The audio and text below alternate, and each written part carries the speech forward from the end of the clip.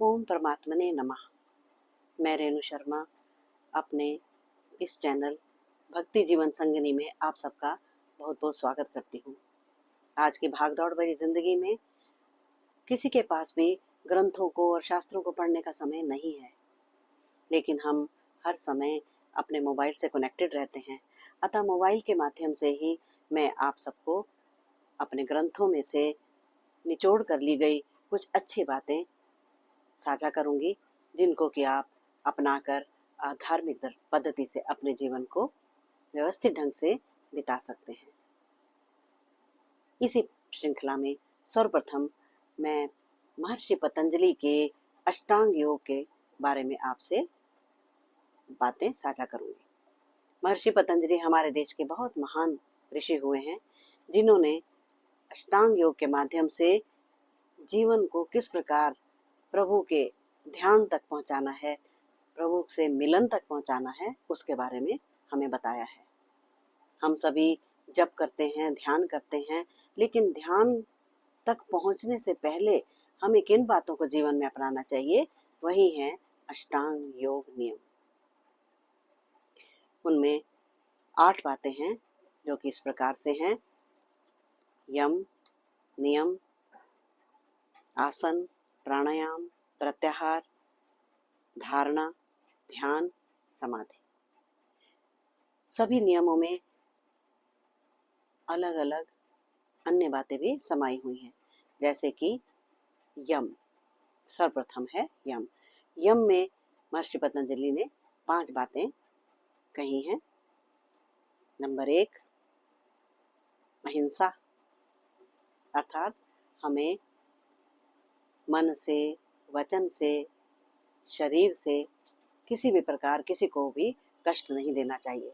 Number 2, सत्य, हमें सदा सत्य का साथ देना चाहिए और सदा सत्य ही बोलना चाहिए। नंबर 3, अस्तेय, अर्थात हमें चोरी नहीं करनी चाहिए। नंबर 4, ब्रह्मचर्य, अर्थात हमें सात्विक जीवन व्यतीत करना चाहिए। नंबर 5, अपरिग्रह, अपरिग्रह अर्थात हमें अधिक वस्तुओं का संग्रह नहीं करना चाहिए। इन 5 बातों को हमें जीवन में अपनाना चाहिए। इन 5 बातों को कहते हैं यम। नंबर 2, महर्षि पतंजलि ने कहे हैं नियम। नियम में भी उन्होंने 5 बातें कही हैं। नंबर 1, शौच, अर्थात बाह्य और आंतरिक शुद्धि, स्वच्छता। बाह्य रूप से भी हमें पवित्र और निर्मल रहना चाहिए और आंतरिक रूप से भी हमारे अंदर ईर्ष्या, द्वेष, क्रोध, लालच, लोभ आदि नहीं होने चाहिए। इनको दूर करने पर ही हम मन से स्वच्छ हो सकते हैं। नियम में दूसरा है संतोष, अर्थात हमें हर परिस्थिति में संतोष रखना है। नंबर 3 है तप, अर्थात सर्दी, गर्मी, दुख, सुख, इन सभी बातों को हमें सहन करना है, जिसे कि हमें तप कहते हैं। फिर है स्वाध्याय, अर्थात हमें धार्मिक ग्रंथों का अध्ययन करना चाहिए। और उसके बाद है ईश्वर प्रणिधान, ईश्वर की प्राप्ति का उपाय। यम, नियम और तीसरे हैं आसन।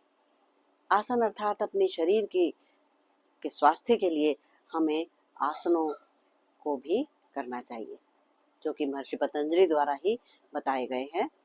उन आसनों को करने से हमारा शरीर स्वस्थ रहता है और ध्यान करने के लिए भी हमें मेरुदंड को सीधा रख के निश्चल शरीर द्वारा ध्यान करना चाहिए।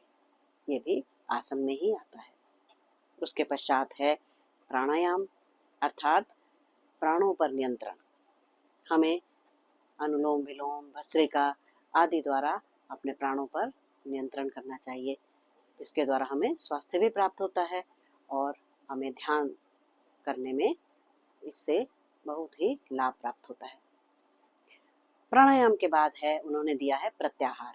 प्रत्याहार का अर्थ है बाह्य पदार्थ या विषय, वस्तुएं, उनसे अपने मन को हटाना। जितनी भी वस्तुएं हैं जिनकी हमें इच्छा होती है, उनसे अपने मन को हटाने को कहते हैं प्रत्याहार।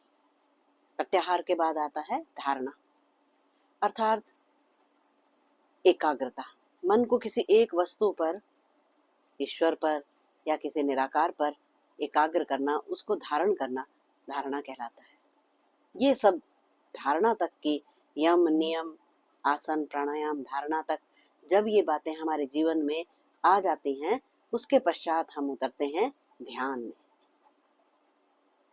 उसके पश्चात आता है ध्यान, अर्थात भगवान का चिंतन।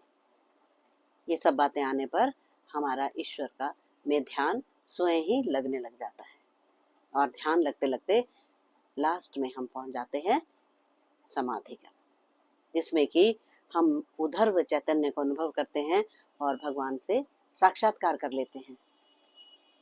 अतः ये अष्टांग योग बहुत ही महत्वपूर्ण सूत्र जीवन के लिए महर्षि पतंजलि ने दिए हैं, जिनको कि हमें सुनना चाहिए, समझना चाहिए और धीरे धीरे एक एक करके इन सबको अपने जीवन में उतारना चाहिए। तभी हम ईश्वर की प्राप्ति के लिए प्रयास कर सकते हैं, जो कि हमारा मानव जीवन का प्रथम उद्देश्य है। इस मनुष्य जीवन में अगर हमने ईश्वर को प्राप्त नहीं किया, अपने जीवन को हमने संवारा नहीं, तो हमारे मनुष्य जीवन का जन्म लेना ही व्यर्थ हो जाता है। अतः हमें इन सब चीजों को अपने जीवन में धारण करना है। आशा है आपको ये बातें समझ आई होंगी, अपने जीवन में आप इसको उतारेंगे और धीरे धीरे फिर हम अन्य बातों की ओर अग्रसर होंगे। धन्यवाद।